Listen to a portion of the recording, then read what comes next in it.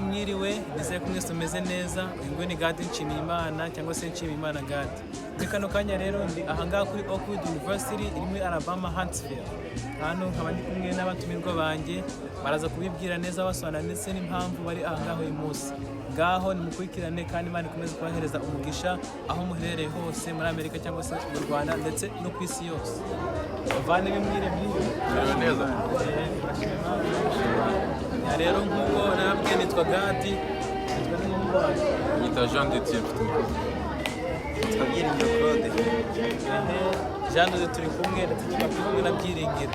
Abangaba ni bamwe mu banyeshuri dufite hano kuri Oakwood, bamwe baturutse muri Michigan bakaba baje kudufasha kumva uburyo bari kutubwira ibyiyumviro byabo by'uyu munsi. Bose bavandimwe ibi kubera ahangaha batubwiye muri make ibyo ari byo. Nahera kuri Claude.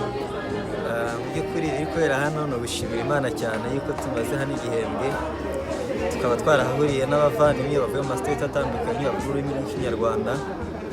Turashimira Imana cyane yuko turi hafi kurangiza igihembwe kandi dushimira Imana yuko ntacyo twigeze tubura. Imana yatugiriye neza. Amen. None se ku ruhande rwawe mbese byakweretse iyihe sura? Mu by'ukuri ibintu iki gikorwa cyiza abasisita bacu badukoreye ni igikorwa gihambaye cyane. Mu by'ukuri nta muntu apfa gutekereza gukora ibintu uretse mu by'ukuri umuntu afite ibitekerezo bizima, umuntu ugira umutima w'urukundo, cyane cyane muri iki gihe ko abantu benshi mu rungano rwacu tutapfa gutekereza bino bintu twumva twagiye mu bindi binezeza by'isi, ariko mu by'ukuri bashiki bacu badukora igikorwa gikomeye cyane kandi n'urwibutso rukomeye cyane. None se murakoze cyane ku bisubizo mumpaye. Ahari se muri kubona uyu muryango hari icyo wadufasha, ari ukuba waburarika abandi bagenzi banyu mukumvikana twaje ngaha nk'urubyiruko, ariko hariho abandi benshi bari ku ruhande bataje ku ishuri. Mbese ahari uko ubitekereza uri kumva nugira muri Michigan usubiye uzaba waba inspiration ku bantu ukabwira yuko baza hano cyangwa se kwiga ahantu hatandukanye. Icyo navuga mu by'ukuri ni uko twebwe kuba twarageze aha ngaha twahakuye ubumenyi bugiye butandukanye, nko kumenya yuko mu by'ukuri n'abavuga ururimi rw'Ikinyarwanda ndetse n'Ikirundi bagomba nabo kujya mu mashuri bakiga. Twumve yuko ari iby'Abanyamerika cyangwa ngo utekereze yuko nta bushobozi buhagije ufite. Twizeye yuko Imana ishobora gutanga ubushobozi kandi ibintu byose bigakunda. Rero mu by'ukuri turashishikariza buri muntu wese buri uzakiga aha ngaha kuri Oakwood, ikigo cyiza cyane, bagufasha mu buryo bwose bushoboka. Ikiruta byose ni uko umushyikirano wawe n'Imana uzamuka cyane. Icyo nakongera ku cy'umuvandimwe wanjye Claude avuze, mu by'ukuri dusubira Michigan tuzashishikariza abandi abantu tungana kugira ngo nabo baze kwiga hano. Kuhigira ni ibintu by'agaciro. Ibirushijeho ni uko ikigo ari ikigo cya private kandi ari ikigo cy'itorero ry'Uwiteka, ikigo cya Adventiste umunsi wa karindwi. Ni ibintu by'agaciro gakomeye cyane kandi usanga abantu tungana bishimira gukora mu makampani atandukanye, kandi iyo urebye ukareba long term usanga ko nta musaruro bazagira, ahubwo icyaba cyiza ni uko bahitamo kuza bakiga nyuma y'imyaka nk'ine bakagira akazi keza bagashimisha ababyeyi kandi bakazagira better life in future. Murakoze cyane kuba mwitabiriye iyi interview nabakoresheje, ariko njya gusoza nabaze ibyigisho mwiga kubwira n'umuvandimwe inshuti yanjye. Mu bisanzwe niga theology cyangwa se iyobokamana, icyo niga. Murakoze. Yanjye mfata minor ya theology, ngafata na major ya management information systems cyangwa se gukoresha computer muri business. Murakoze cyane. Nanjye nitwa Gadi Nshimiyimana, nkaba niga biochemistry. Muranyihangana ntabwo nzi babivuga mu Kinyarwanda ko ni gutyo nabwo nubishakisha bari kutubwira.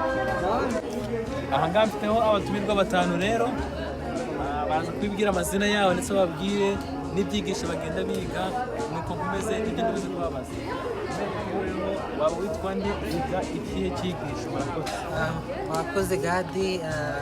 Amazina yanjye nitwa Innocent Tuyishime, nanjye niga hano muri kaminuza y'Adventiste yitwa Oakwood University, ibarizwa muri state ya Alabama mu mujyi witwa Huntsville.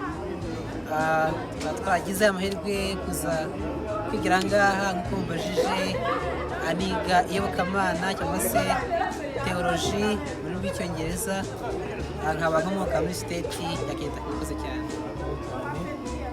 Murakoze cyane Gadi. Njye nitwa Mutoni, nturuka muri Michigan. Nk'uko mubibona rero turi kuri Oakwood, kaminuza y'Abadive yitwa Oakwood University. Nanjye niga ibijyanye na business management cyangwa se gucunga ibijyanye n'inganda cyangwa se kwihangira imirimo. So nanjye ndi hano kuri Oakwood. Murakoze cyane.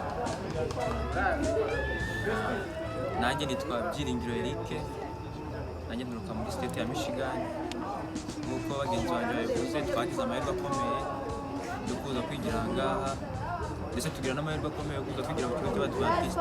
Hari ibigo byinshi ariko tugize amahirwe ukaza kwigira mu kigo cy'itorero, biba ari ibintu byiza. Ubwo rero kuba n'ubundi twaragize amahirwe yo kuza kwigira hano, tukaza no kwigira mu kigo cy'Abadiventiste, ni ibintu byiza. Nk'uko abandi babivuze, nanjye niga iyobokamana cyangwa se teoloji mu cyongereza.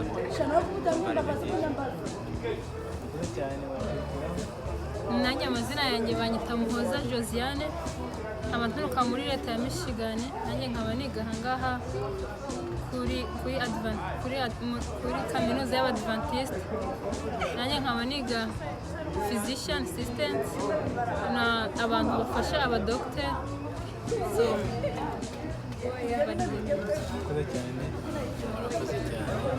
Nanjye nitwa Nshimiye Gadi cyangwa se Gadi Nshimiye, amazina banjye nkaba naraje kuri iki kigo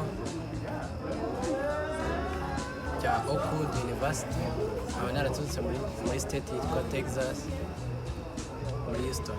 Nkaba nararika ko namwe mwaza basha kuza kuri iki kigo. Ndabashimiye. Murakoze cyane. Rero ahangaha muri kubona mfitemo abatumirwa batanu, ariko hariho undi noneho ushimishije cyane twaje kumva witwa Denise, yatwiga muri make. Murakoze cyane Denise. Baje kubasuhuza, banyita Denise Irankunda, nkaba niga muri Oakwood. Baba mwiga ikihe cyigisho? Nkaba niga accounting. Nishimiye kuba nabashishikariza kuza muri iki kigo. Ni ikigo kidushishikariza kumenya iby'Imana biruseho, gituma dukunda iby'Imana biruseho, kandi tugomba gukora mu bya mwuka tugakuza imbaraga z'umubiri ndetse n'iz'umutima nk'abasore b'iki gihe. Murakoze cyane. Ahangaha rero nk'uko nabibabwiye, dufitemo abantu bafitemo umutwe kabisa, ntabwo baba bafunze mu mutwe nk'uko tubyumva hanze. Ni abantu biga teoloji, iyobokamana. Dufitemo abiga kwihangira imirimo. Wewe uri gukora muri kampani, ntabwo ubwije uko ntabwo uzigera uhimba kampani yawe uri gukorera abandi. Niba ubishaka naza hano kuri Oakwood. Hano dufitemo abantu benshi bakora n'abadogiteri. Niba ushaka kuba umuganga rero hano tugane, turagufite. Dufitemo n'abandi benshi cyane biga engineering, mbese ni byinshi cyane. Rero mugenzi wanjye hano mfitemo abatumirwa ngiye kubaza ibibazo bikeya gusa, nuko ubundi nkabahereza umwanya wo gusubira mu byo bari gukora. None se bavandimwe, ahangaha kumva hamaze amezi agera kuri 3 n'igice, mbese haniki mwahigiye ahera kuri Musenzi? Murakoze cyane. Ubwo Gadi yabivuze, wenda bamwe baje semestre itangira, wenda njye nagize amahirwe kuza mbere. Cyambere nahigiye Imana, navuga ku rundi rwego. Nubwo uvuke mu itorero ry'Abadventiste umunsi wa karindwi hari kuriramo, ariko iki kigo cy'Abadventiste navuga ngo cyambere ahantu navuga nk'umugisha, aho ubona urubyiruko, abasore, ndetse no mu nzira aho n'umuntu aza kukuganiriza ugateka ngo usengere rwose, ukumva ni ibintu byiza cyane. Ndetse aho mwarimu ajya kwigisha, mbere yuko atangira isomo akabanza yasenga, ugasanga hariho umwana mwiza hagati y'abanyeshuri n'abarimu, hagati y'abanyeshuri ubwabo. So rero ahantu nahigiye Imana mu buryo butangaje cyane. Ikindi kintu byanyigishije kubana n'abandi, uko umuntu yaba ariko kose mukabana. Murakoze cyane. Muri muvuga muri make twihuta kuko buri kwira. Murakoze cyane. Ikintu nigiye ahangaha icya mbere ni ukumenya Imana biruseho kwiyegereza Imana. Ikindi kandi ni uko ikintu naje kuhigira ni uko burya ntarirarenga wita ku myaka ufite ibintu byinshi bikuvugije wita ku intumbero wenda ufite imbere mu buzima kuko niyo izakugeza kure.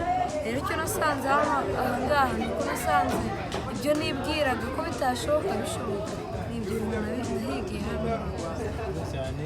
Ntizakomeza wongera ijwi. Kandi ngiye ikintu naba narahigiye cya mbere ni ugukunda Imana, ko buri wese uba muri iki kigo ntekereza ko ashyira Imana nyambere. Ahura n'umuntu akubwira ati dusenge, ukabona ashishikariwe no kugira ngo umenye Imana yamenye. Wenda ikindi nahamenyeye ni uko kuri iyi si twese turi magirirane, nta muntu n'umwe wigira, nta muntu n'umwe wishoboye, buri wese aba akeneye undi. Ikindi wenda namenye ni uko nta muntu udashoboye, kuko hari abantu benshi baba bafite nka 25 nyine kumva ko ataza kwiga, avuga ati ngiye narakuze ibiki, kwigana n'abasaza bafite imvi. Icyo ni ikintu kitwereka yuko iyo uzi icyo ushaka unakigeraho mu gihe ushyize Imana imbere ndetse ugakora cyane. Nibyo nahamenye. Murakoze. Nanjye nahigiye ibintu byinshi cyane kuko hari ibintu byinshi byiza, ariko icya mbere nahigiye cya mbere ni ukwicisha bugufi. Aha hantu uko tubizi abantu bose batwigisha ni abadogiteri, ariko biratangaje kujya ubona ujya gusaba umudogiteri serivisi iyo ari yo yose ukabona nyine ntabwo ashaka kugaragaza yuko mbese afite icyo akurusha amashuri se, akurusha ubushobozi ubwo ari bwo bwose, ahubwo akagufasha nk'uko n'ubundi umusabye ko agufasha. Icyo kintu cyaranejeje cyane, kinyereka yuko iyo ufite Imana cyangwa se iyo ufite ubwenge busanzwe ariko nubwo ukaba ufite n'Imana, ni ibintu by'agaciro, bituma uticishira hejuru, bituma wicisha bugufi. Ikindi cya kabiri nk'uko mwabivuze ni ugusenga. Aha ngaha uko turi Abadiventiste, umuntu wese aba afite gusenga cyangwa se atari n'agahato, ahubwo iyo ugeze hano navuga ngo bikujyamo bitewe n'uburyo ubona abayobozi bameze, bitewe n'uburyo uko babivuze tujya gutangira amakarasi tugasenga, usanga yuko n'ubundi nta wahera uvuga ngo ntabwo ndi busenge. Ubwo ni ibintu byiza yuko ikintu cyose waba waraje kwiga, waba waraje kwiga theology, waba waraje kwiga n'ubundi ibintu byo mu buzima busanzwe, ikiruseho ugira n'ubumenyi bw'uburyo bw'uko ni ikintu gitangaje ndetse cyiza. Muri makeya n'ibyo ngibyo nigiye kuri kino kigo. Murakoze cyane. Muhaza wakomeza. Murakoze. Nanjye icyo navuga nigiye aha ngaha ni ibya mwuka byariyongeye muri njyewe, mbese yuko byari bimeze ntaraza aha ngaha ntabwo ariko bikimeze. So mbese nagize ni nk'ivugurura muri njyewe mu bya mwuka. So ikindi nk'uko uyu muvandimwe wanjye yabivuze, ikintu nigiye aha ngaha ni ukwicisha bugufi.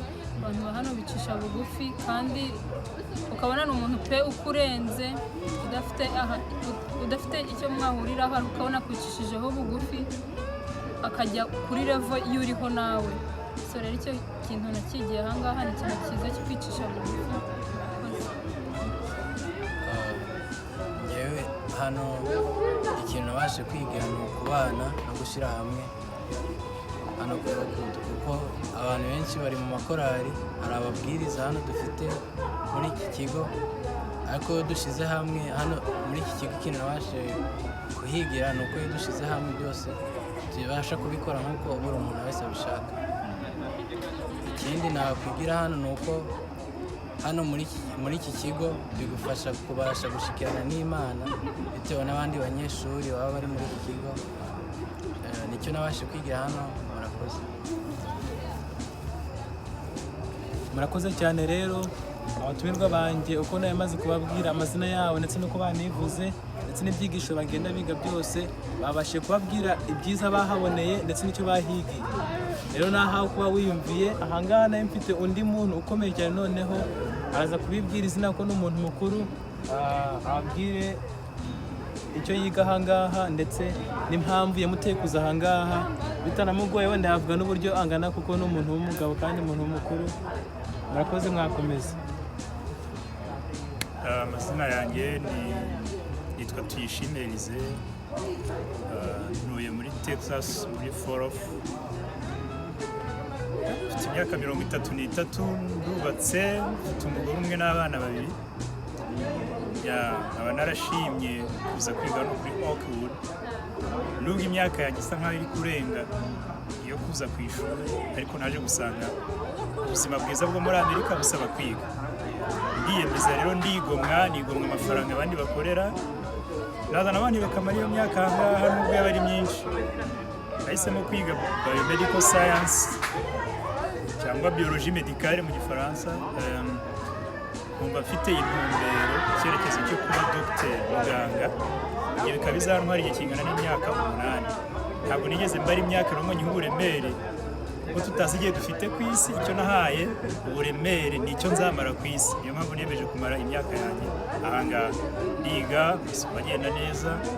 Oakwood ni ikigo cy'idini ni ikigo cy'itorero ry'Abadiventiste b'umunsi wa karindwi ni institution nashimye ukuntu batwakiriye n'uburyo bateza imbere iby'umwuka atari ubumenyi busanzwe gusa science ahubwo ni iby'umwuka abantu bakunguka iby'umwuka bakunguka n'ubwenge. Oakwood idufasha kugira imico myiza kandi imico myiza niyo ituma twiga neza.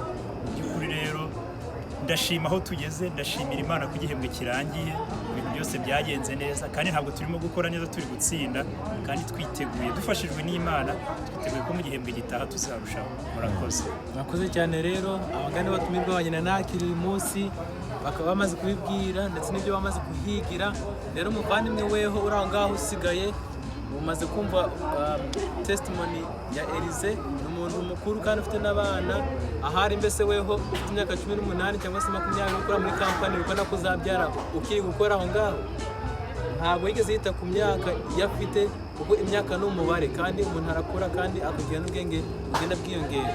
Icyo tugusabira rero ngo uze ufatanye natwe waza ahangaha cyangwa se wajya ku ishuri iryo ryose Imana izabigushoboza. Ibyo tubasaba twese ko turi ahangaha Imana izabibashoboza mu izina rya Yesu amen.